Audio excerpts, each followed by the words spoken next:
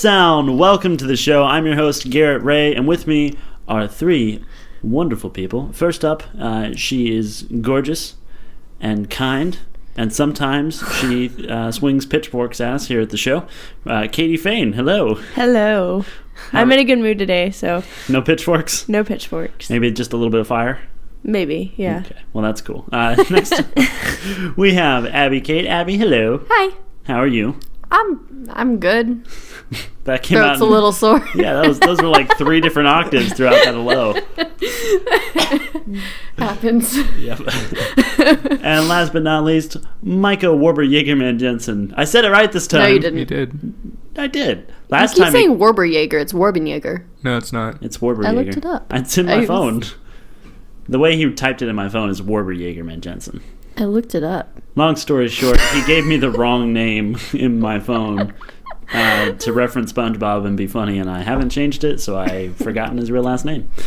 But here we are. So for those of you who are just joining us for the first time, this is the show where 4 dingbats go and watch a movie, and then one of those dingbats overprepares and writes a whole bunch of notes that he'll never get to within the allotted time for the podcast, and everyone else makes fun of him for the way he talks. So or she. That's the one. I'm not a she. You guys make fun of the way I talk more than anything. I was just saying. It's not only him. It's true. So, but yeah, this week we've got some news like we have every week, and then we're going to go into our main topic, which I will refrain from saying the title of, even though it's in the title of this podcast when you read it. Because mystery is the spice of life. You know what? You're making fun of me for pointing my finger, but this is just how I talk. I use my hands. It's already started. Let's do the news. So normally we have some DC Extended Universe news, and this week it's exactly the same as always. There's bad news. Ben Affleck no longer wants to play the Batman, is what's a rumor now. Oh. Yeah. Seriously? Yeah, seriously. Like, after he's like, I want to give all the dedication I have to this role and all that. Yeah, no, now, so let me give you kind of the backstory to how I got this story. John Campea, I think it's Campea, he is I forget what radio thing he does, but something where he reports on stuff. Anyway, he maintains that 3 separate sources have indicated to him that the Live by Night actor wants to stop playing Bruce Wayne and Batman altogether. Apparently, discussions are now taking place with the studio, and Affleck is attempting to get out of appearing in the next standalone movie. However, if an agreement can't be reached, this will be his last time portraying the iconic DC hero. All right. Yep. Fine then. Just go. Fine. Make Live by Night too. No one's going to watch it. However, Campea did caution, I said however twice, but he did caution that this information may be inaccurate. So it's a rumor right now. Fair enough. But given all the shakeups that have happened with Ben Affleck and all the smoking he's been doing on the set of every movie, he's a very sad man. I have no doubts that this is probably actually happening. Just because he just... No one's that sad when they're Batman if they want to be doing it. That's fair, yeah. So man, Ben, we're all praying for you. Just lay off the smokes, because tobacco's bad. It's real bad. Well, I mean, it gives him the Batman voice. Why are you using that voice? I smoke 10 packs a day. Do you guys remember the movie Hook? Yes. Yeah. Never saw it. I don't think I've seen it since I was like 4, though. Do you remember it fondly? Yes. Pretty much. I don't think... The one who hasn't seen it. Loved it. I don't think as I said, I think I was 4. So I don't really remember it. I don't remember every detail, but I remember majority of it. Well, good news for the 2 of you that have seen it and love it, and the 1 of you that hasn't seen it and loves it. The actor who played Rufio, the one with the big mohawk, is leading the Hook prequel Kickstarter. Oh, no. And it's called, guess what? Bangarang. Because he yells Bangarang, apparently, in the movie. I haven't really... For some reason, I thought you were going to say Hook 2. I'm like, please don't. So I've taken the... Wait, Hook 2? Is that what you thought it was going to be? Yeah, well, no. Well, it's a prequel. Okay, I get that, but I thought you were saying getting No, I don't know. It's going to be such a brilliant title, Hook 2. I thought you were going to say something like hooked or whatever. Oh, yeah, no. or, yeah. Something with the word hook in it. Yeah. Pan I was unhooked. I don't know. So this is from from the page. This is the story about Rufio before the Mohawk, before Neverland, before he was the Pan. Rufus is a 13-year-old kid who is destined to be more than he is.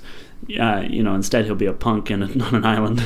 Yeah. After his mother is forced to put him into a foster home, he and his ragtag group of friends, a Jamaican boy named Jelani and a bright-eyed Latina force of nature named Ella, find a way for Rufus to escape his ill fate, find his happy thought, and fulfill his destiny. The story has been reverse engineered from what was set up in Hook. We answer all the questions you've ever wondered. Or never wondered. How and why is Rufio the leader of the Lost Boys? I assume because of the Mohawk. Personally, that's my guess. He just has the power hair. Yeah. Where does Bangarang come from? I don't know, focus groups? and of course, how he gets the Mohawk. It's pretty simple. You shave off the hair that's not in the middle of your head. It's like they're like making this big deal about the Mohawk, and it's just like, yeah, someone went, yeah, we can't shave your whole head. The clippers are going to turn off. So what do you want to do? Just get the sides. Just get the sides as far as you can up. So that's happening. I'm not excited about this. I don't care. I mean, yeah, I'm sure there are plenty of people who love this movie and want to see this happen, but I'm not one of them. Because I'm not one of them. Yeah. I don't remember the movie. It's Spielberg, so I'm sure it's fine, but Right. I don't care. And Robin Williams. So Yeah. That's the only part I liked about it. Robin Williams. You're talking really quiet. You're over here. Phil said Ron Williams. Ron I said Williams? Robin Williams. Robin Williams. Williams. My bad. So, Yeah, I don't think he's going to be in it. Well, yeah. Duh. probably not. Being, Please being come dead back. and all. Yeah. Yeah. We'll see. He'll do any movie. It's probably just a scheduling thing at this point. Yeah. So, are you familiar with the Predator series? I'm assuming No. most of you have at least heard of Predators. Never. I saw the first one. Like the original? Yeah. What'd you think? I liked it. Schwarzenegger carrying a giant gun and fighting aliens? What could go wrong? Nothing. Yeah. If you're Schwarzenegger, That's what happened. you can't kill him. But the Predator had a reboot in 2010, and that was called Predators, and now the movie titled The Predator begins shooting next week. So Shane Black, who is the director of Iron Man 3, is directing the new movie, and it is not a sequel to 2010's Predators, which starred Adrian Brody. So they rebooted it in 2010, and now it's 2017, and they're going, yeah, just start over again. So they had Predator, Predators, and now The Predator? It was Predator 2, Oh. Alien vs. Predator, Alien vs. Predator Requiem, Predators, The Predator. Beautiful. But Yes. it had Adrian Brody, so they had to say no, because nothing he does can ever succeed. Poor man. He's pretty good. I like him. Yeah, he's not a bad actor. I think it's just his face. I think his face is charming. His face makes me uncomfortable. Oh, wait, It's very pointy. Is he the dude who was in King Kong? Yeah. Oh, I like him. Yeah, good actor. He's great. Just doesn't have the... It's probably because he's not He in was Scientology. also in The Village, wasn't he? Yeah. Oh, yeah, he's a great actor. Right? Yeah. Very diverse. Yeah. Poor guy. Poor guy. Anyway, so he got killed by the Predator franchise. Boyd Holbrook, who was starring in the film, had this to say about it. I'm currently working on Predator. It's not a sequel. Shane Black has made something totally new, somehow keeping within the realm of Predator while also being absolutely new in terms of the story that we're talking about today and rooted in something real. It's real fresh. Oh, So yeah. they're getting edgier, basically, just like everything Yes. else? Now when they kill people, they do it for real. There's no second takes. That's the only way you can get edgier with this. He was asked about if Schwarzenegger was going to come back, and he said, I don't think you're going to see Arnold Schwarzenegger. It would kind of make it a gimmick. It's horror, science fiction, and a Western. A Western? Yeah, but Schwarzenegger's out of the question. Yeah. That would be too gimmicky. Why would you add Western into that? Because it's always in a jungle, so what else can you do but add 6 shooters and an updated Could. suit of armor for the Predator? Put it Yeah. in a city, put it in a desert, put it in mountains. Mountains are pretty. No, put it in the Texas jungle. El Paso. Yep. Well, darn. This town ain't big enough for the two of us predators.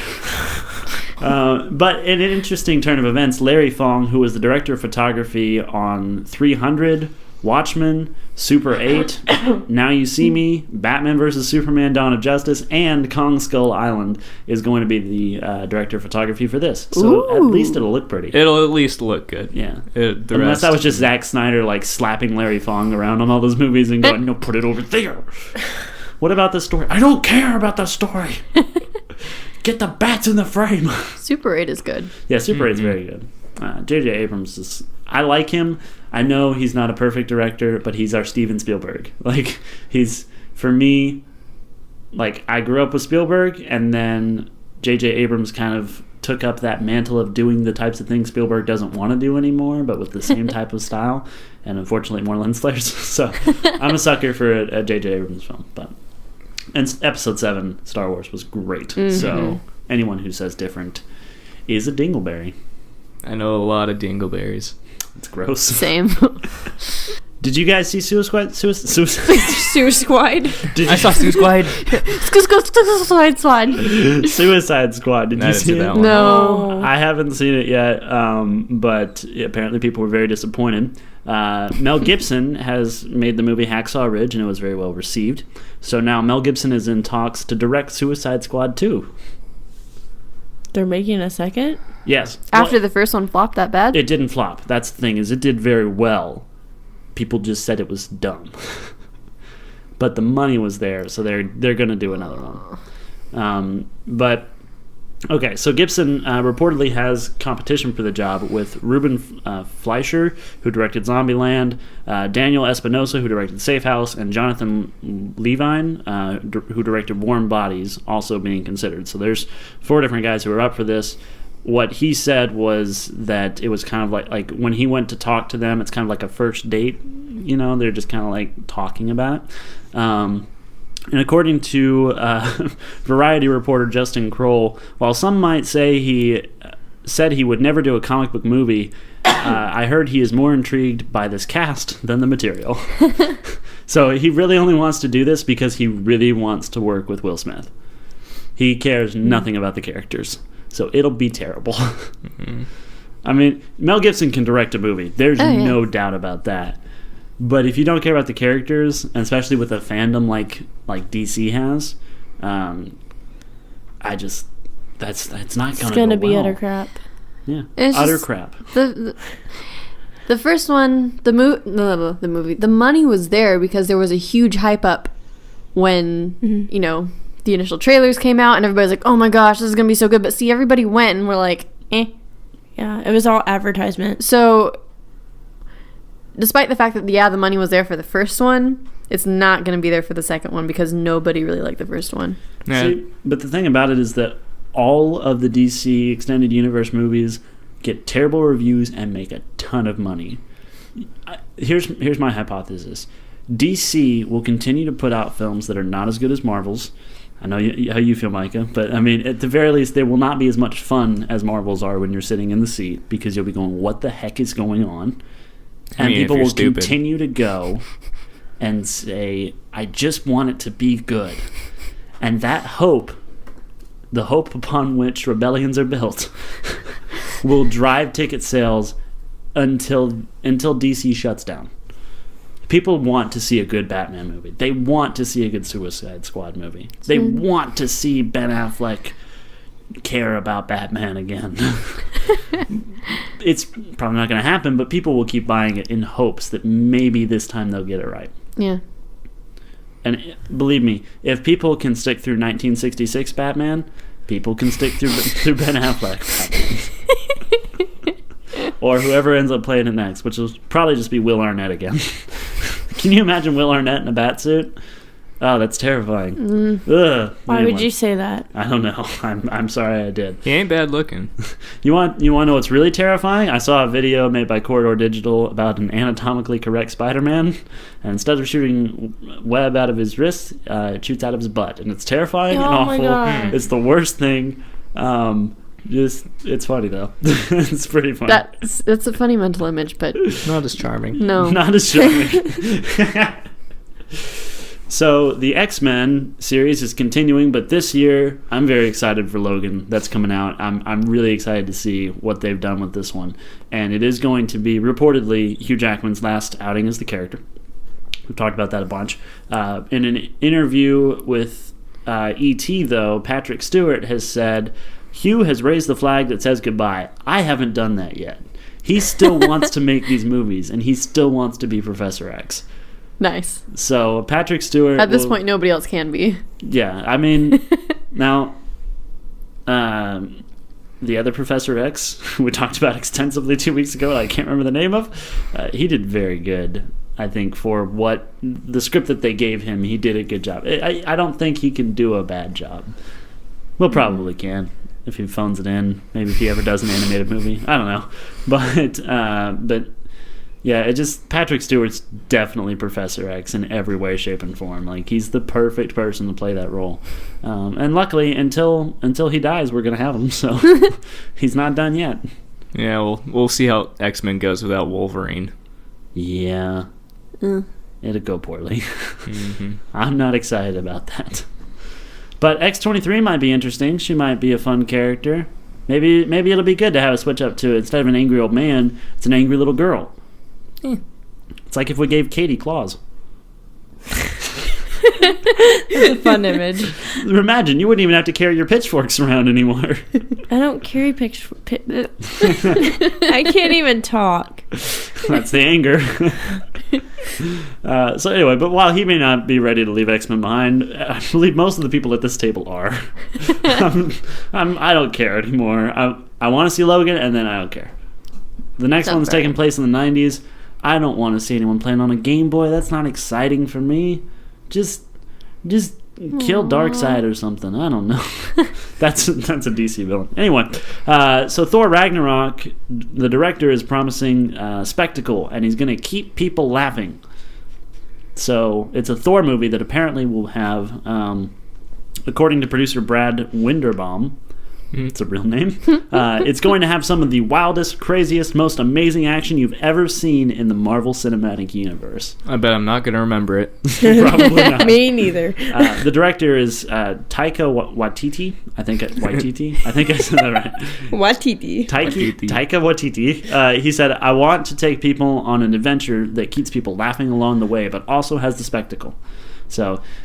Now, I have my doubts about this until I read the next part of the article. Have you seen the Thor and his roommate skit? Mm-mm. It's fantastic. It's online for free. You can watch it. But it's like Thor and what he was doing during Civil War. Because he goes around and he's sitting there and he's just kind of twiddling his thumbs and no one invited me to the party. What side am I on? I'm on Thor's side. Like, there's a lot of great moments in this, and those shorts were directed by the director of Thor Ragnarok. So I do think it's going to be a funnier movie than we got, with Pouty Blueface Man in the last one. And I'm talking about the last Thor, not Guardians of the Galaxy. There's a lot of blue people that are very angry in these movies. Yeah. There was a blue guy in the last one? He was bluish. I feel like anyone that is blue in a movie represents sadness or... I think he was anger. more white. Wasn't he more white? No, I feel like he was... I guess you're right. You're right. Yeah, he was whitish gray. He was white. I'm sorry. I still can't recall him. Way to go, Marvel. I don't remember any movie, so... Anyway, so, I don't know. It'll probably be okay. But he did produce those shorts, and they're very funny, so I like... the idea that we have a fun Thor movie, plus Hulk is going to be heavily featured in it. They're pulling heavily from Hulk's the Planet Hulk storyline, which if you don't know about that, Hulk ends up on another planet and he has to do gladiator fights on this planet. It's freaking fantastic. There's an animated movie of it, really, really good. He uses a sword at one point. Best thing ever. Hulk with the sword, 10 thumbs up over here. Michael looks skeptical. Dude, it's really good. I got a few thumbs down for that. What? It's stupid. Hulk is just, I don't know, he's supposed to be in his setting, not the gladiator arena. Dude, it's so good, though. Have you seen it? Give it a try. If you don't like it afterwards, that's fine. That's totally your deal. But it's really entertaining to watch. If you come at it from someone who's not going, this is going to suck. Yeah, I don't know. I like I guess I'm not a good source because I was all about the 1970s Hulk shows. So Well, I with guess Lou I'm- Ferrigno? Yeah. Yeah. So I'm just a doofus. You know, he still does the Hulk's voice in the movies. Really? Anytime it's the Hulk, it's Lou Ferrigno doing those lines. It's Aw. not whatever actor is doing it. Edward Norton and... Yeah. Oh, man, I keep forgetting names tonight. This is I don't terrible. remember the other one. I only remember Edward Norton. His name, hold on, we're going to get this. The name of Most the recent actor one? who plays the Hulk in the Avengers Oh, Mark Ruffalo. is Mark Ruffalo. There we go. I got it with no help whatsoever. I'm kidding. Thank you, Micah. So, yeah, but it's they play Bruce Banner, and then the Hulk is always just Lou Ferrigno going, That makes me glad. which I'm is that all Lou Ferrigno can say now? It's just grunting. Probably. Hulk smash. All that bodybuilding, yeah, it can't be good for you. Hulk sad. So there's a lot of viral marketing and stuff that that goes into movies nowadays. Like, it's just, it's, if there is a movie coming out, especially if it has some type of superhero attached to it, it makes its way into every part of our lives. And the Lego Batman movie is no exception, because Micah, you're the only one here who doesn't use an iPhone, Yeah, I have used one. and you didn't like it. No, it was fine. Oh, okay. I thought you hated them for some reason. No, I just like Android better. That's what it was. I hate Android. Yeah, I hate Mac. Like, I really hate Mac. Why? Because it's terrible and stupid. It's not terrible and stupid. It's just not easily accessible and not, I don't know, it feels closed in. I don't know. It's way easier for me to use in my everyday life. I enjoy it. Yeah. Yeah, well, y'all are... Enjoy your stupid. viruses. Yeah. We can agree to disagree. Enjoy being a cookie cutter. You know what? Cookies are delicious, so I'm going to take that as a compliment. Well, I'm going to be a person. Ew. People stink. That's true. All right, so as I was saying, if you have an iPhone, there is already available on your phone marketing for the Lego Batman movie, whether you like it or not. In the Lego Batman movie, Batman refers to the Bat computer as Pewter, and if you use Siri on your phone, you hold down the button and you go, "Hey, Pewter." Welcome home, sir. For your information, Robin is trying on costumes in the Batcave again. He's doing some pirouettes in Batrishnikov. That's cute. amazing. I like that. And there's more than one. "Hey, Pewter." I am at your service, Lego Batman, sir. So Nice. that's available on all iPhones. All you have to do is activate Siri and say, "Hey, Pewter." Nice. It's pretty great. And that leads us into our main topic today. This week, we went to go see not 50 Shades Darker, because we have some remnants of respect for ourselves, and instead we went to go see the Lego Batman movie. So John Wick 2 also came out this week, and I wanted to talk about that one as well, but I haven't seen the first one, and I couldn't go see the second one without seeing the first one. And so we did Lego Batman. Also, it was Valentine's Day when Katie and I went, and because we are children, anytime there's a romantic holiday or something coming up, we always go watch a kids movie. So day after we got married, we watched Storks. Great time, though. Great movie. If you haven't seen that one, go check it out. But there is a lot. Okay, so Chris Miller, one of the producers and also one of the directors of the original Lego movie, basically said that this movie is just a 90-minute Easter egg. And I guarantee you that whatever you saw last night or the night before, whenever you went and watched this movie, I have compiled a list of 6 billion more things they have packed into these frames. It is insane. I spent most of my day over the last 2 days bleeding from my eyeballs looking at the computer screen trying to find as many as I could. And I'm scarred forever. So, but first, let's go over just the general consensus on the film. I enjoyed it. I won't see it again. Yeah. Katie, I enjoyed the movie. would you see it And again? Probably not. Yeah. Yeah. It's like, it was completely pointless, but I laughed a whole lot, so it was Yeah. great. It was Yeah, a I good liked time. It was a good one-time film. Yeah. No. It Micah, was great. I loved it. I'd watch it again. you wouldn't watch it again? Oh, yeah. I think the only time I would watch it again is if I had a kid in the room. If there were enough people and everybody was just like, dude, let's watch Lego Batman, I'd be down. Yeah, but You know what I'm saying? it wouldn't be like my go-to movie. Right. Yeah, I think it's very good. It's very bright. It's colorful. The cinematography in this thing is amazing for a Lego movie. Yeah, there's actually like a lot of really cool action in there too. It's a gorgeous when he gets in the cartoon. Batwing and like flips over that bridge to fly home. That was a beautiful shot. The colors, oh my goodness. Yeah. I had a little moment. I just kind of looked at it and went, "That's pretty." It was fun to watch. I think, but it's definitely a kids movie. Obviously, so it's bright, it's loud, it's fast, it's everything that will keep a kid with his eyes glued to the screen, even if he has severe ADHD. Yeah. But yeah, I feel like now I probably wouldn't watch it again because I spent most of the last 2 days stuck in the world of Lego Batman crying. But no, I think it was fun. I had fun. If you have to get your kids out of the house, definitely this is something to take them to. It's definitely way better than 50 Shades Darker, that's for sure. So definitely, I think it was worth the price of admission for sure. It was a fun movie. I liked it. I liked it so much better than the Lego movie. Really? Oh, yeah. Me I hated the Lego too. movie. I was about the same on both. I really liked the Lego movie. I'd watch that again. Well, I liked it. I think I just like Chris Pratt. Mine is my remembrance of the Lego movie is tied to a very bad event. I see. But She ate ice cream and didn't have water around to deal with the reaction. No. So that's probably why I don't, I just feel found as it much for it. really annoying. Like, it made me so angry the whole time I was So I guess I watching just it. tuned it out. It's because it's one song the whole way through the movie in different forms. Oh my God. Which is, I'm sure when they sat down and thought about this, they went, we can do it in a Western way, we can do it in a jazz way, we can brilliant. We only have to write one song.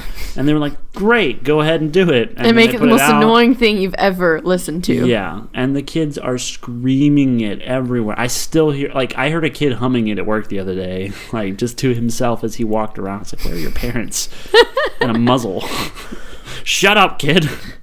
So Will Arnett plays Bruce Wayne / Batman. I'm not a big Will Arnett fan. I think he's funny. I don't know. Sometimes I just don't want to watch him. But Well, you didn't have to. he's right behind me, isn't he? But I liked him in this. I like him as Lego Batman. Zach Galifianakis was the Joker. I, honest to goodness, had to remind myself it was Zach Galifianakis, though, because I kept thinking that it was David Cross. I had no idea that was him. At the end of the movie, when I saw it was him, it surprised me so much, but not more than Michael Cera being Robin. That was the best performance from Michael Cera I've ever seen. Yeah, that was really good. What's he in again? You probably wouldn't have seen anything with him, honestly. He's been in a... I'm going to look him up. Was he in Zombieland? Or was that That's Jesse Eisenberg. Well, he was in Juno and Superbad. Oh, wait. I know which guy you're talking about. Yeah. Yeah.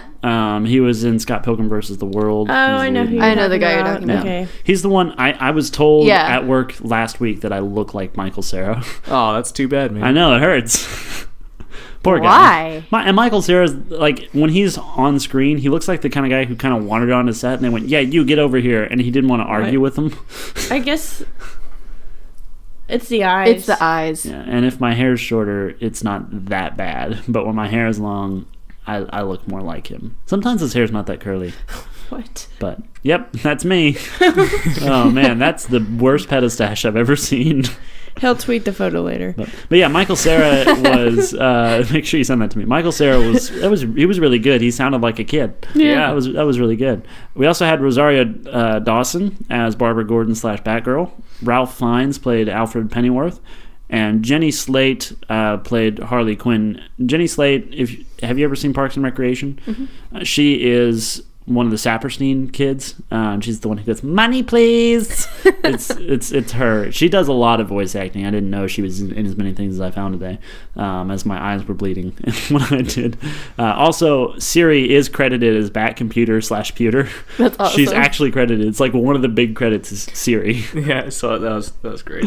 And then we got a bunch of other people. Mariah Carey is Mayor McCaskill. What? So, yeah. That's funny. Conan O'Brien is the Riddler. Yeah, love it. That's great. Yeah. Zoe Kravitz is Catwoman. And anyways, also Adam Devine from Mike and Dave Need Wedding Dates, and you know, a bunch of other stuff that my mom wouldn't let me watch, whatever. Read. I read movies, but he plays. Oh shoot, I've lost it. He plays the Flash. So, and then we've got Channing Tatum and Jonah Hill as Superman and Green Lantern, which is roles that they reprised from the Lego movie. So you've got a pretty all-star cast in this. Yeah.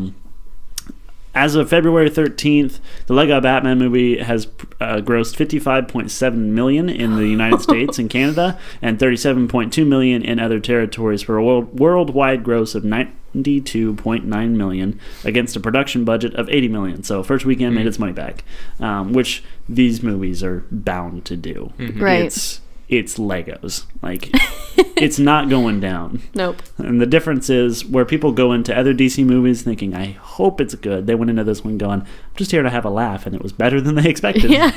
So critical response, the review aggregator website, Rotten Tomatoes, that's what everyone always calls it. It's like, it's a review aggregator website. We know it's Rotten Tomatoes. Yeah. Shut up and get to it. Garrett, you shut up and get to it. The film has an approval rating of 91% based on 195 reviews. Wow. And so the site's critical consensus reads, the Lego Batman movie continues its blockbuster franchise's winning streak, which I have a problem with that phrase because this is only the second movie. It's not a winning streak yet. Yeah. You need 3 to have a streak, just saying. With another round of dizzyingly funny and beautifully animated family-friendly mayhem. So, yeah. So it's got good reviews. People seem to like it. So, and we all liked it. I think there's just really not a lot you can say that's bad about this. Yeah. Like, there's nothing that you go in there and go, oh, why did they do that? There was one joke that I could see some people being offended by, but I personally enjoyed it very much. Which one? So Robin's name is Richard, but in the orphanage they called him Dick. Well, that's just comics, though, right? And then Will Arnett said, "Yeah, well, children can be Oh, cruel." yeah, that's right. I forgot. Well, then that was funny. Alfred like constantly that. calls him Master Dick, Master and I think Dick. it's hilarious. Yeah. I love it. But he's called Dick Grayson in the comics, so I think that was probably an ad-lib by Will Arnett, and they're like, yeah, leave it in. Yeah. The parents will get it, the kids won't. So, But yeah, I can see like some very conservative parents being like, "How can they do this? I'm not going to let my kids see this movie. No more Legos. Throw them all out." Yeah, I'm going to burn them. So Batman talks over the opening logos, and he talks about all in black. All important movies start with a black screen. That was my favorite opening. It was ever. great. Yeah, that was great. And I love that he continues on. He goes, a black screen and music that makes parents and studio executives nervous. Warner Bros. Why not brothers? I don't know. Warner Bros. This is pretty great. Something that I caught, I laughed and even leaned over to Katie. The plane that flies over Gotham is chartered by MacGuffin Airlines. And for those of you who don't know, a MacGuffin is a term that was made up by Alfred Hitchcock to describe a plot device that moves the story forward but ultimately is meaningless in and of itself. That's amazing. And so they called it, this is MacGuffin Airlines. And so that's the whole thing. And that whole scene of them getting into the plane is a reference to The Dark Knight Rises, with the scene of Bane breaking in. I love that we're carrying 100 sticks of volatile dynamite, a bunch of regular Wick-style bombs, and two best friends. That was the best. It's like, because Batman is so brooding all the time, and they're just like, we're happy. There's a lot of moments like that throughout it where everyone goes, yay! And it always made me happy every time. Well, then they're like requesting permission to fly over the world's most dangerous city, and they're like, well, as long as they're best friends. I'm just looking at everyone in the control tower here, and seems good with us. I love when Joker gets up there and the pilot goes, Batman will stop you. He always stops you. And the Joker goes, no, he doesn't. Well, what about that time with the 2 boats? This is better than the 2 boats. So they make a lot of jabs at all of the other Batman movies throughout this, which is pretty great. He continues, he goes, trust me, Batman will never see this coming. And the pilot says, like that time with the parade and the Prince music? Which is talking about the 1989 Batman. It's great. Batman's license plate spells out Batitude. And I didn't realize that till I saw a freeze frame of it and went, oh, vanity plates. That's funny. So, when the Joker tries to get Batman to admit that he's Batman's greatest foe, it's like, who's your greatest foe? Superman. That's so good. I love that whole dynamic here. And at first I was like, wait, what's happening here? But the whole point of this movie is just that the Joker wants to be acknowledged as Batman's greatest foe. And Batman's like, no, it's Superman. It's definitely Superman. It's like a Sherlock Moriarty thing going on. Yep. Who's your greatest foe? That guy who had the pills in the first episode. So, yeah, there's a lot of just really funny moments in this movie, I think. And that's... The funny part is that Will Arnett definitely plays Batman as a guy who takes himself very seriously. But no one else really does. It's pretty great. There's a lot of... and talking about references to the old Batman movies, he's downstairs and he's looking at his old family photos and having a very sad moment. And Alfred walks in and he goes, "Are you reminiscing old family photos again?"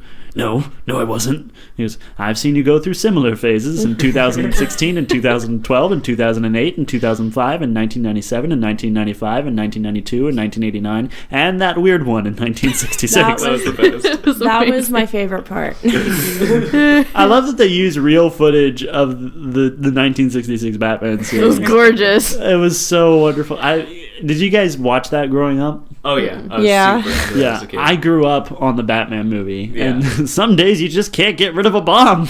And I love that he has eyebrows on the mask for some reason. Like, Classic. why would you have that on your mask? Also, in the picture that he's staring at, when it zooms in on his parents, you can see the street name is Crime Alley. I missed that. That was so good. There's so many. Every frame of this movie has an Easter egg, I swear. And it is not done by accident, obviously, because they had to animate all of it. But the director is a giant Batman fan. I mean, Obviously. giant. Chris McKay is his name. He packed as many Easter eggs and references into this movie as he could. And he's got a tattoo of Catwoman on his right arm, and it's my like gosh. it goes up his arm. Oh man. Yeah, That's dedication. he's also got Captain America's shield on the other. So, Props so for that there's one. there's this was a labor of love for him for sure, and it shows. Like every when we were walking out of the theater on Tuesday, I just my eyes were wide open. And I just was like, there's so much to digest. I feel like I just got slammed with every historical moment of Batman's life in under 2 hours. Basically. My brain was melting out of my ears. Also, other movies. Yeah. Yeah. There are The best. there are so many references to things that are not Batman in this. There's I've got a list of different suits that show up on the carousel of Batman suits, and some of them are not. They're just references to musicians from the 60s. Like, I'm not kidding. It's crazy. There's so much packed into this. I almost forgot when he lists all the years going back to 1966. Batman's only response is, "I have aged phenomenally." And then he starts doing push-ups. Yeah. Which is a reference to Batman Begins when he does that when Alfred's trying to lecture him. Yep. Like, every moment of this is an Easter egg. They're right. It's 90-minute Easter egg. That's all this movie is. Yeah. But If you're it's- paying close enough attention, you can be laughing constantly. Yeah. Yeah. There's always something. Like, for instance, the 1966 Batman gets harked on more than anything in this movie. I love when Robin and him are back to back at the end, and he goes, "We're going to punch people so hard that words describing the impact will appear on the screen." There was just bam, pow, zap. It It was fantastic. I loved that. When Batman sees Barbara Gordon for the first time, we get a rehash of the Emmett and Wild style moment from the Lego movie. And I remember at that point I was a little bit worried because we weren't that far into the movie at that point. And I was like, are we going to do the same thing? Is someone going to call in the special? I don't want to do this again. Like, I love the Lego movie, but I don't want to do it again. And but they actually clear it up by the end. They're just like, we're just platonic friends. That was so funny. And the thing about that is that that's probably a rebuttal to a animated DC adaptation of The Killing Joke that came out last year, where Barbara Gordon as Batgirl, who was way younger than Bruce Wayne, they're in a relationship, which was never in the comic, but they threw it in there, and it's really weird and it's gross. And I'm not shipping that. This is the kids say. Is that still cool? Is that a thing, or I do say people it, stop but that? You do say it? I do say it cool. sometimes. Cool. When referring to shows, I say it. Like characters in a show. That scene where he is in the car, and I didn't write this down, but I just remembered it. But that scene where he's in the car and he's wearing the cowl, and Alfred's driving with him, and he goes, "Aren't you forgetting something?" And he goes, "What?" And he has to take the cowl off. I love that when the helmet comes off, his hair like is messed up, and then he goes poof. I mean, it's nice and fixes itself. Like, I tell you what. well, like it's plastered down on his head, basically. Yeah. As plastered down as Lego pieces can get. Yeah. He still looks like he'd be a handsome man if they made that Lego minifigure. I was looking at that and I was like, if this was a human, it would be very nice looking. No offense to you, babe. It's okay. I'm just going to lose my wife to a Lego minifigure. I'll carry it with me at all times. It can fit in your pocket. Yay. I don't know why an accent came out there. I feel weird because I might lose my wife to Bruce Wayne, so accents are coming out. But during that that whole scene where they're at the gala for Barbara taking her commissioner job, I love that Dick is there because of the orphanage doing the choir, and he's walking along beside Batman or beside Bruce Wayne at that point, and he keeps asking like, "What should I do to get adopted so I can be a great orphan like you?" And he's like, "Should I know how to cook?" Yes. What about gymnastics abilities? Yes. How about surgery to make my eyes larger to increase my cuteness factor? Yeah, do that. Because he's not paying attention at all. So that accidentally adopts him. Yeah. Would you want to maybe adopt me? Yeah, sure. I love that the only thing that threw me off about that is like, because he just disappears to go look at Barbara and Dick looks really sad, but then he's at the house the next time we see him, and how did Alfred know? Alfred knows everything. Probably. He's very old. He's very wise. He's probably sent paperwork. Probably. Forward all adoption paperwork to Alfred. I don't want to deal with it. Bruce Wayne, 5 years before this movie. Basically. It's a direct quote. I found it in my research. Made that up. I'm lying. I'm sorry. So, what do you guys think overall of the story? Did you follow the story and get emotionally invested in it at all? Oh, I wasn't emotionally invested at all, but it was hilarious. Yeah. Yeah. I enjoyed it, but I wasn't emotionally invested. There were a lot of moments where they were like, "This is where you should cry." I was like, "Nah, yeah, I'm good." Yeah. I was like, it's too funny to cry. Yeah. You just can't take it seriously enough to actually, Yeah. Yeah. Yeah. Yeah. Yeah. Yeah. But oh, you broke the chain. yeah. So Batman runs away from Dick Grayson and goes to look at Barbara and deal with this whole Batman situation that she's talking about. I love that she says it's time for Batman to work with us, and he stops and gets a glass of water or champagne or whatever specifically to do a spit take. It's great. And then he keeps doing it. Yeah, he did it twice. But the second time, I love that we didn't see it, we just heard it. Right. I think that was one of those fun little things that was like, that's mastery in filmmaking, when you can make a joke land without even showing it to people. Like, that's great. Also, just kind of pointing out the fact that nobody else really cares about the fact that he's there doing this. It's just him thinking he's all that. Yep, he's very self-involved. So after all of this, the Joker attacks, quote unquote, and then surrenders and makes all the other villains go to jail with him. And they go home, and Batman does not trust what's going on at all. So he does surveillance and everything. And there's that whole scene where she's like, I hope you're here to work with the police. And he goes, yeah, sure. And he gets the idea for the Phantom Zone projector because it said, I love that it, what was the side of the truck said? It was like, Phantom Zone, I think. Phantom Laundry? Phantom's Own Laundry or something like that. But it was like Phantom's Own, like owned by a Phantoms. Yeah. And that was great. It was a little, that kind of, that joke that I got immediately when I saw the truck. Right. I know there were kids in there going, why is there a laundry truck? But they'll get it the second time they watch it, or the 50th when they get it on Blu-ray and they watch it over and over and over again, and then their parents throw themselves out of the car. Basically. But no, there's a lot of little fun wordplay and stuff in there. I love that Alfred puts a parental lock on the back computer. Yes. The password to get into the Batcave. You guys remember what it is? Iron Man sucks. Iron Man sucks. Yeah. So funny. Because Iron Man is basically Marvel's Batman, with just less pouty. Yeah. But yeah, so there's a lot of parallels that they draw. That's the thing, is I love that they just poke fun at every other movie. Mm-hmm. It's a lot of fun. Seth Grahame-Smith wrote the screenplay for this, and he also wrote the screenplay for the Flash movie.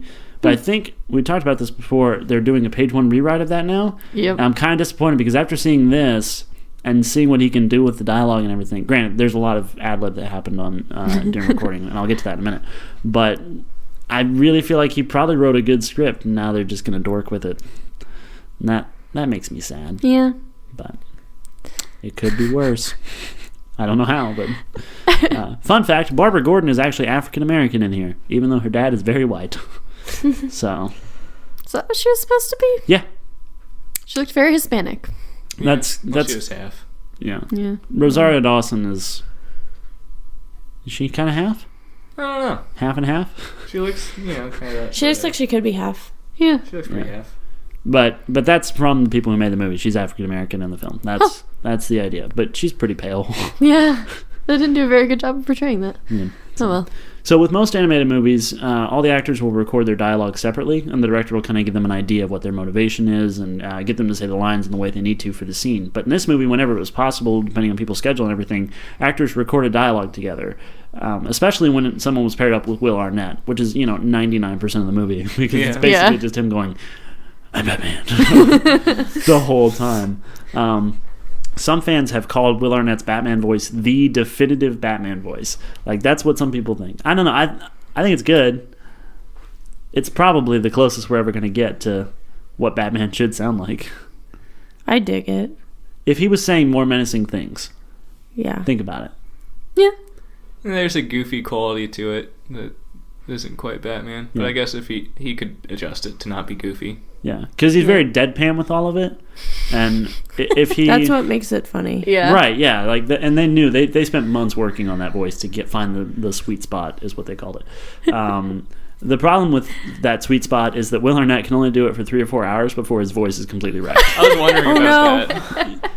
Yeah, so like it was very difficult for him, and he was constantly having to stop and get himself back ready to record. So now I have an image of him, like if he ever tried to actually play Batman, like of him looking constipated as he's trying to. Can I get some water? I'm Batman. This is just a podcast of gross noises. So we were talking earlier about how this movie looks really good. The filmmakers went for a more photorealistic look and cinematic visuals than they did on the Lego movie. One of the ways that they did this is they used a lot more wide-angle lenses. And this is something that I've learned just from messing around with some 3D stuff, but you actually have cameras and lens options and stuff when you're doing animating. So you actually have to make the same decisions that a cinematographer does when you're recording these things.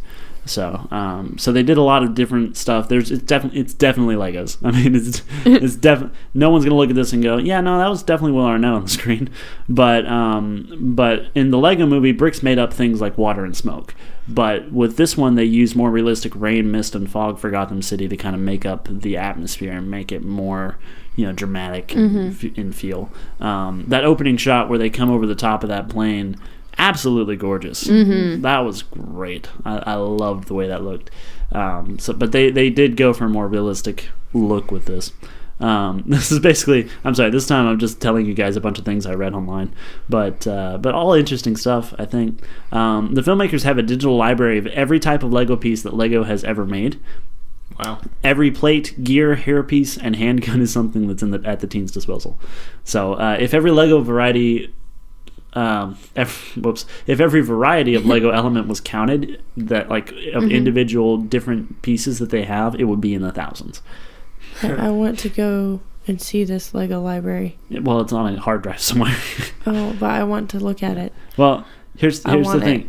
Because, when we shoot photography for work, I have a hard time just organizing like 100 images. Right. They have thousands of different Lego models 3D so it's like, I need a 2x4. Ah, crap. There we go.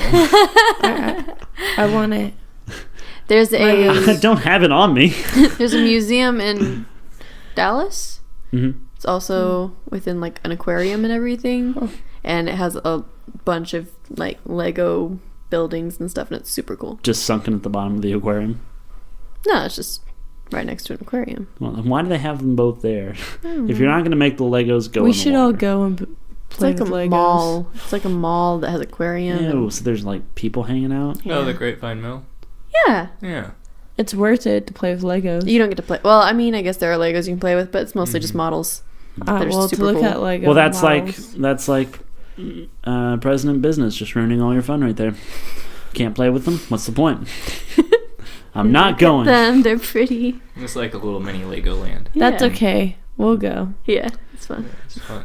Interesting thing. Did you notice that some of the Lego pieces have like nicks and scratches and stuff on them? Mm-hmm.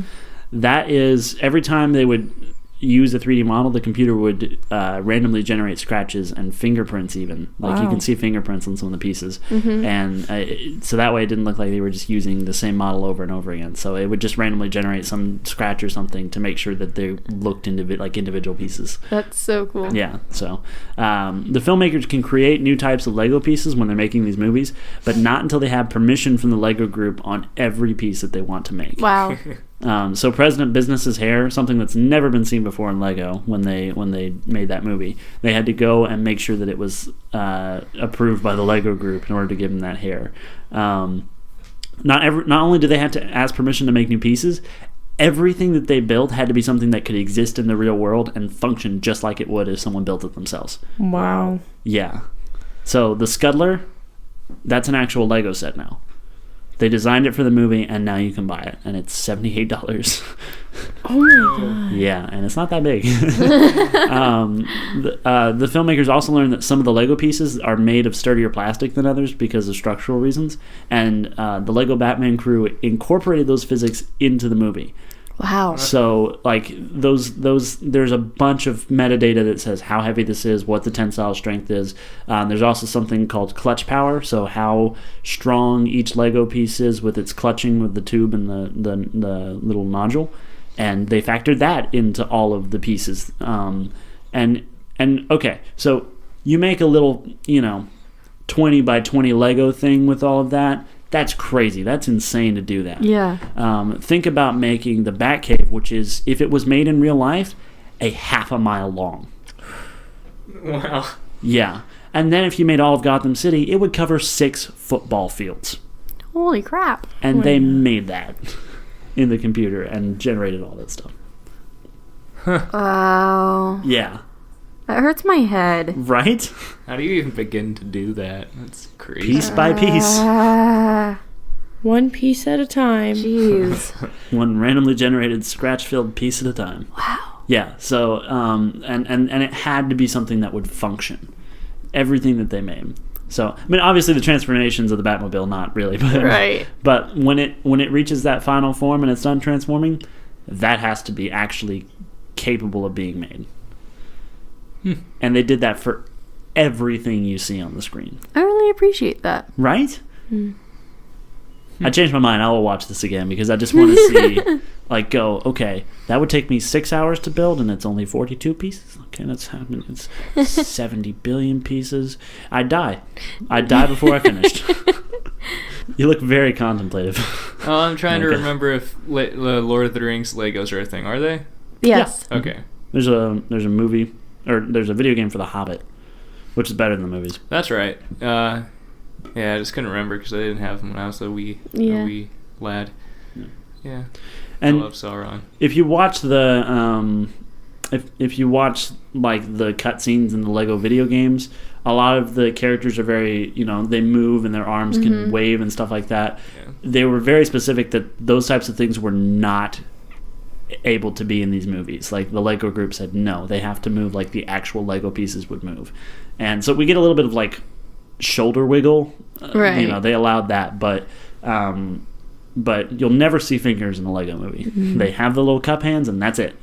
And so all of that stuff was very meticulously done. Wow. I do have a complaint, though, because sometimes it looked like it was stop animation. It did. Then other times it looked way smoother, and it always jarred me and kind of pulled me out of it. Because it was like, suddenly this shot's really smooth of the way the character's moving, but now it's not. And I just noticed that, and it was kind of weird. It was, wait, is this animation? I don't know what's happening. Obviously it's animation, but is it like... the way the faces are done, they go and they change the face every frame. Like every time it changes, they go and they change it in the computer. Yeah, so insanity. But sometimes it was just like, this is really smooth. No, bad animators. Bad. Take some frames out. So, but yeah, there is so much work that went into this. It's insane. And this movie was actually... because Batman proved to be such a popular character in the Lego Batman movie, they pushed the Lego Movie 2 further down the line and announced the Lego Batman movie 3 years before it came out. Nice. So, awesome. Good job, guys. Can we talk about the Phantom Zone and everyone in it? Yes, my gosh, please do. was I want to great. shut up for a little bit.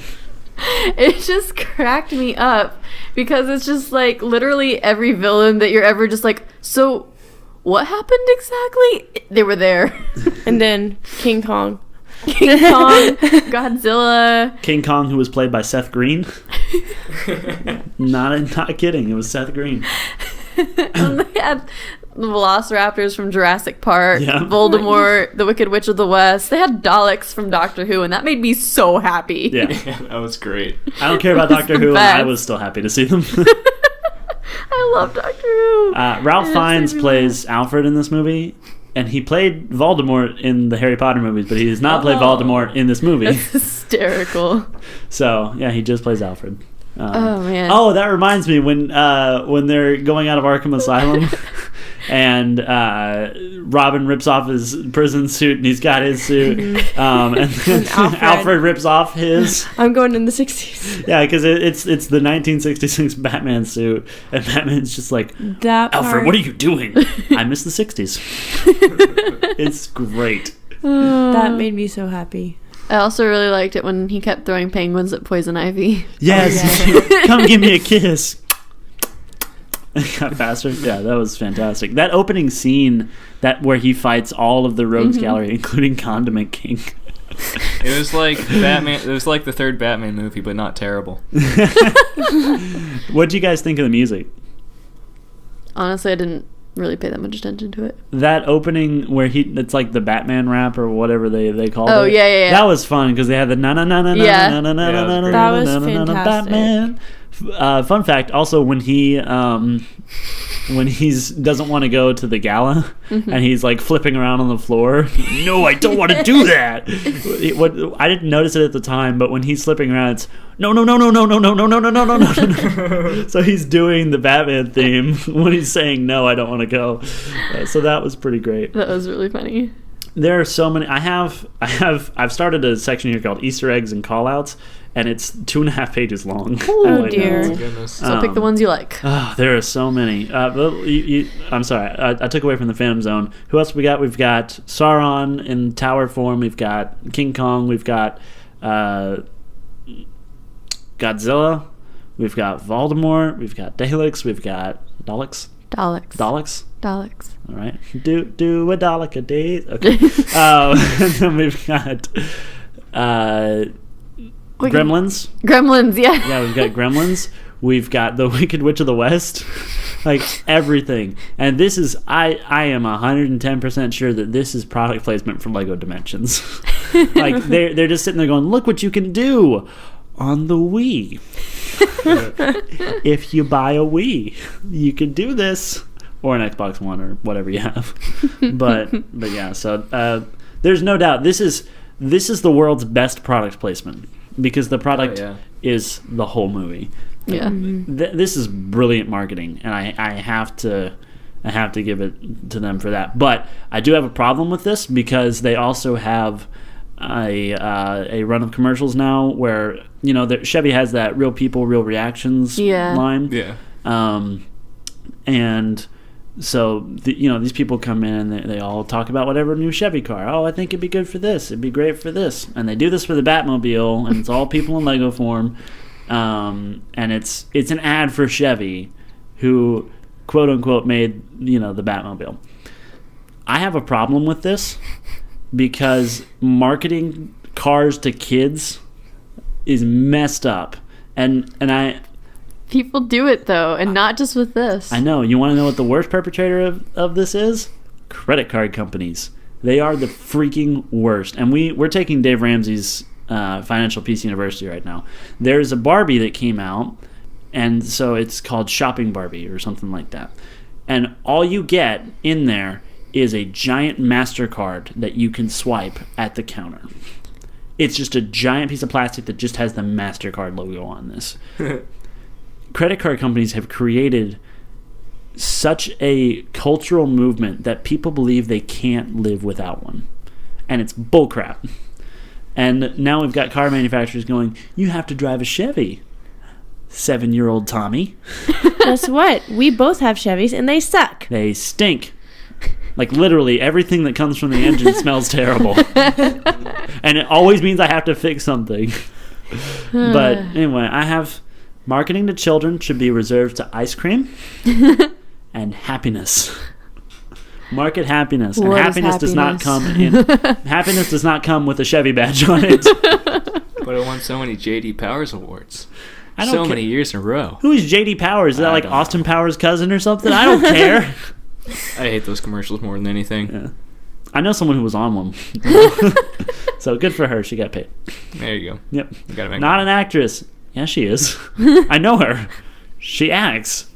This is dumb. And now Batman's been sucked into it. You know what? I won't watch this movie. I flip-flopped. Oh my gosh. You know what? I'm going to burn all the copies I can find from jail. But now you're about to read the Easter egg portion, so you'll flip again. So many Easter eggs. Oh my goodness. There he goes. Woo. Okay, so Robin has the look of Carrie Kelly, who was Robin in Frank Miller's graphic novels Batman the Dark Knight Returns and Batman the Dark Knight Strikes Again and Batman the Return of the Jedi. No. But he, the character is Dick Grayson, so it's kind of a double call out to several Robins, and one who's overlooked a lot of the time. Billy D. Williams, who played Harvey Dent in the 1989 Batman. Unintentional Star Wars segue there, but there it is. He played Harvey Dent, but didn't get to play Two-Face in Batman Forever, or whichever the next one was, Batman and Robin. I forget, I'm sorry. But he didn't get to play Two-Face. He just got to play Harvey Dent, and he has 2 lines as Two-Face in this, so he finally gets to come and play the villain for like 5 minutes. He walked into the booth, they went, say these 2 lines, cool, have a good day, Billy. The crush between Batman and Barbara Gordon, I've already talked about that one, but they fixed it from the stupid Killing Joke adaptation that made no sense, and I'm glad they did. Batman has a playlist when he goes to fight in that opening thing. It's Let's Go Nuts mix. Yeah.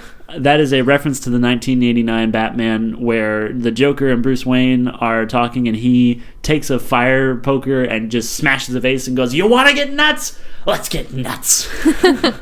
Because Tim Burton directed it, and why not? And so they've got little references to that. Let me just see if I can get all the 1989 references out. Let's see. Oh, nope, they're further down the list.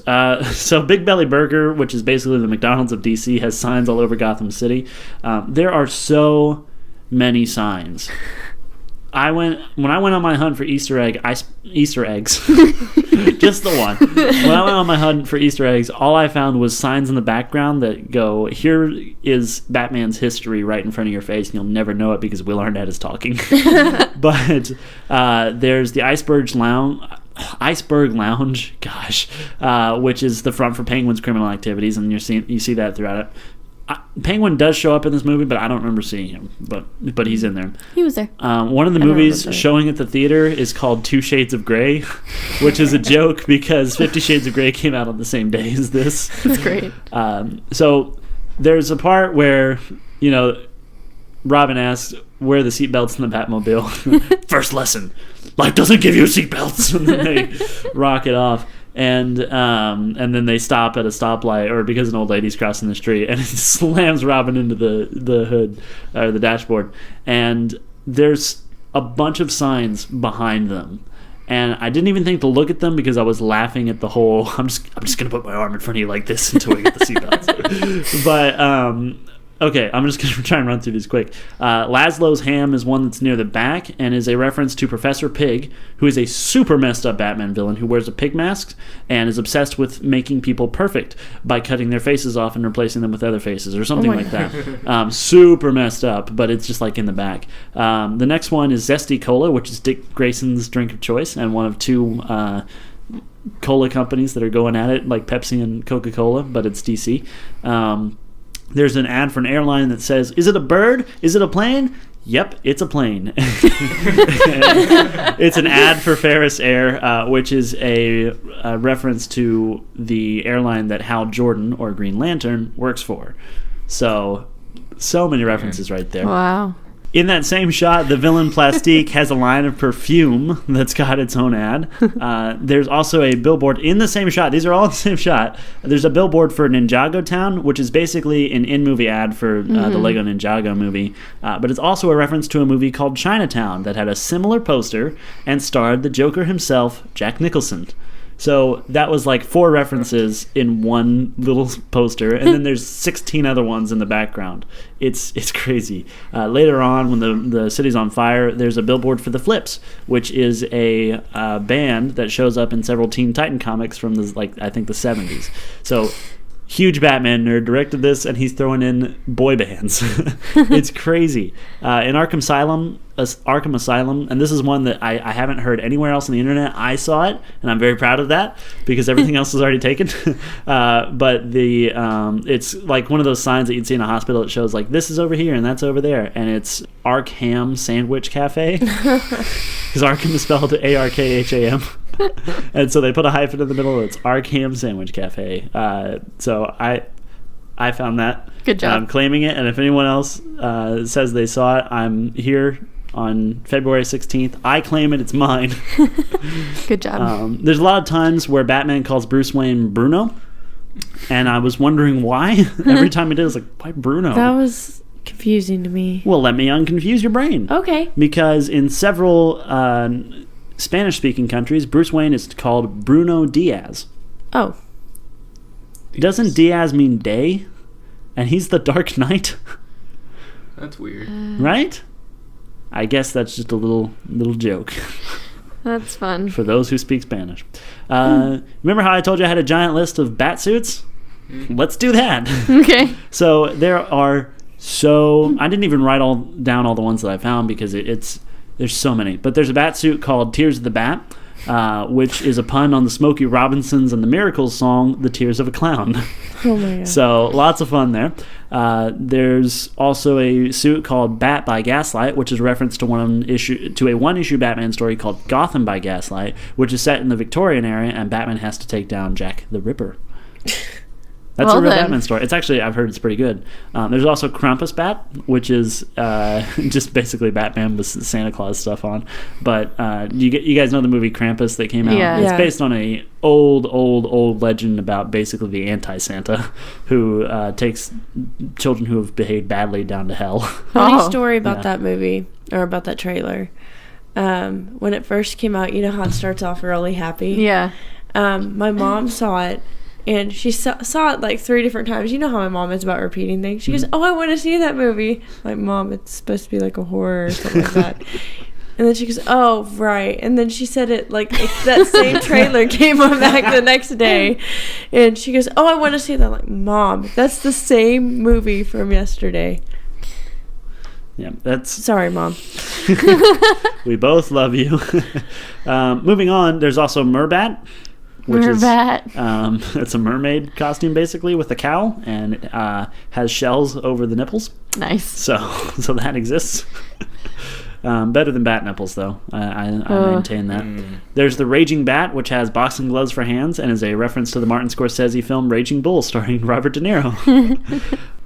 There's more, but there's just so many. It's crazy. So there's a bunch of those. What do you guys think of Robin's costume coming from Reggae Man? That was my favorite. This is amazing. That was really great. I love that. There's just one problem. I can't really move. These pants are so tight. There we go. Now we're moving. Come on, Batman. Let's get grooving. Still can't believe it's Michael Cera. Right? That's so weird. Yeah. But yeah, I can't look you in the eyes right now. I can't look anywhere but the eyes right now. So yeah, that's... I've always wondered, because he skulks around in the night. He's dark so he can blend in with the shadows. And Robin is over there wearing the brightest colors he can. I love it when he's like trying to blend in somewhere. Like, am I hidden now? And it sparkles all over the wall. His He's reflecting. Like, how about now? No, you're doing terrible. They poke fun at the utility belt when they get into Arkham Asylum because he pulls out so much. I think he pulls out a shark. Yeah. Like, it's crazy. He's just pulling so much stuff out. And this is something that they kind of just, poke fun at all the Batman tropes throughout. One of my favorite things is that when Dick first comes into the Batcave and he's going, "Just don't touch anything." And he's, "Can I touch this? No. This? No. This? No." And then he goes to the shark repellent spray. He goes, "How about this?" "Actually, yeah, you can touch that. That's completely useless." I want to say great, but honestly, it's just terrible. There's a terrible scene that's wonderful in the 1966 Batman movie where he's hanging off of a ladder from a helicopter, the Batcopter, with a shark hanging on his leg. And Robin has to get the shark repellent spray from the Batcopter in order for him to get rid of the shark. I will never forget that moment as long as I live. It is the best and worst thing I've ever seen Batman do, and I love and hate it. So that was a lot of fun. When Barbara Gordon has been talking about how Batman has been on the job for a very, very long time, several pictures show up behind her, and most of them are recreations of iconic Batman comic covers. So they put a lot of a lot of detail into that stuff. In Arkham Asylum, Robin kicks a guard and yells, "Take that, Alan!" which is probably a nod to Zach Galifianakis' character Alan in the Hangover movies.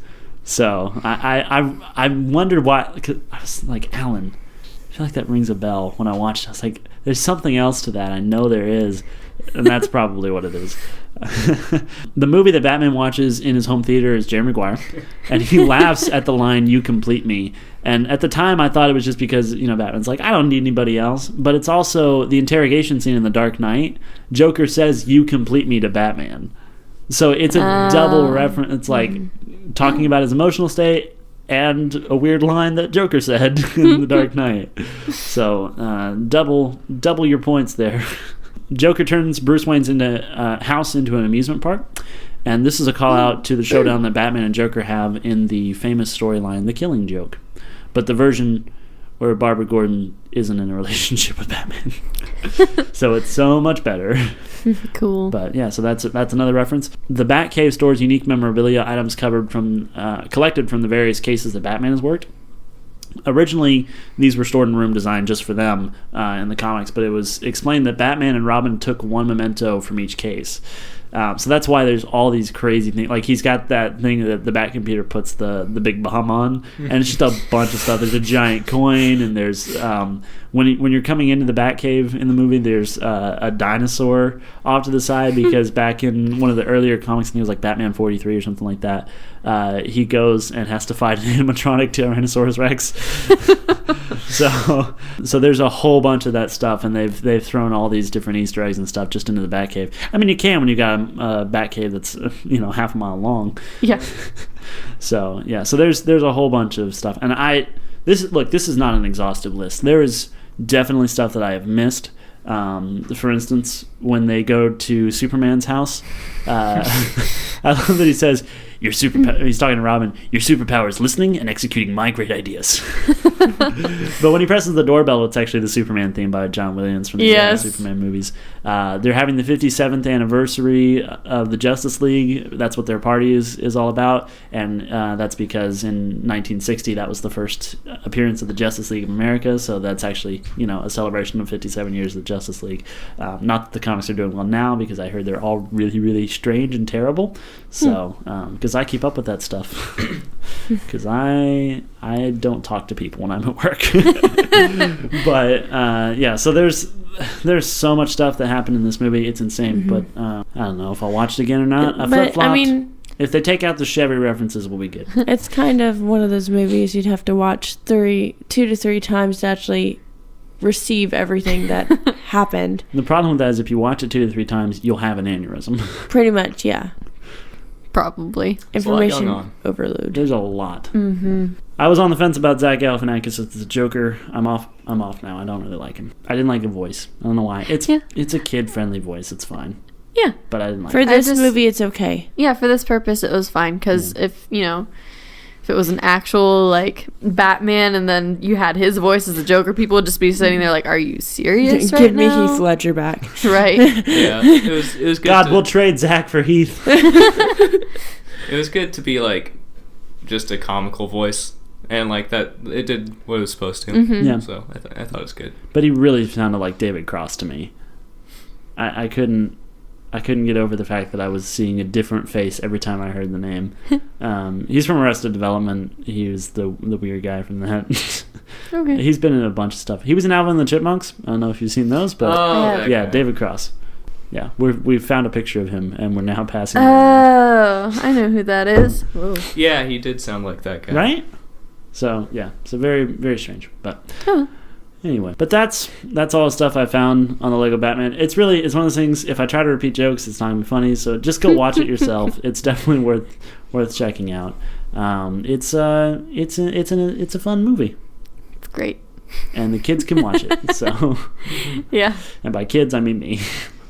I think it was really mainly geared toward people our age. Yeah. Watching it had all the jokes in there had teeth for people like us. Yeah. Mm-hmm. But it was also bright and fun and Yeah. actiony enough that all the kids will love it too. Yep, Mm-hmm. exactly. The Lego movie and this movie know exactly what they were doing and what they needed to be. The Lego Ninjago movie, I'm predicting, will suck. Yeah, same. Probably. I think so. I have watched Ninjago with my little brother. Terrible. The series is terrible. Mm-hmm. Jackie Chan cannot save this. He plays the master in this new movie. He cannot save this. It's terrible. And I really don't want to go watch it. Also, the fact that that's coming out so soon after this, it's like the role is starting to happen. It's later. It's either early next year or later this year. Oh. It's really soon. So weird. Yeah, I'm not a fan of that series, and if we can avoid watching it, if something else comes out that weekend, we're going to go do that. Surely instead. there will be something. Sounds good. Or we'll just have technical issues. But no, we'll review it if we have to. But we'll pull the Mummy out of the archives. There we go. That's a reference to another podcast that kind of exists.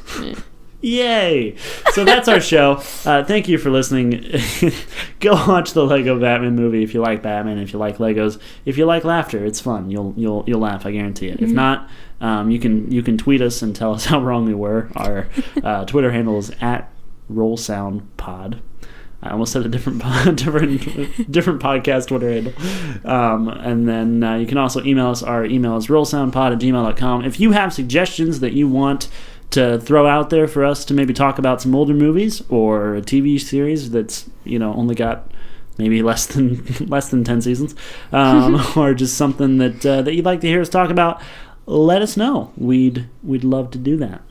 But, well, thank you for joining us, guys. If you enjoy this, make sure you tell your friends. That's the biggest way that people can get to find us, is just word of mouth. So use your mouth and say the words. Words. No, the words. You guys have the words. The words. There we go. Mouth. Very good. All right, we'll see you next time. Thank you for joining us on Roll Sound. Goodbye. Bye. Bye. Bye.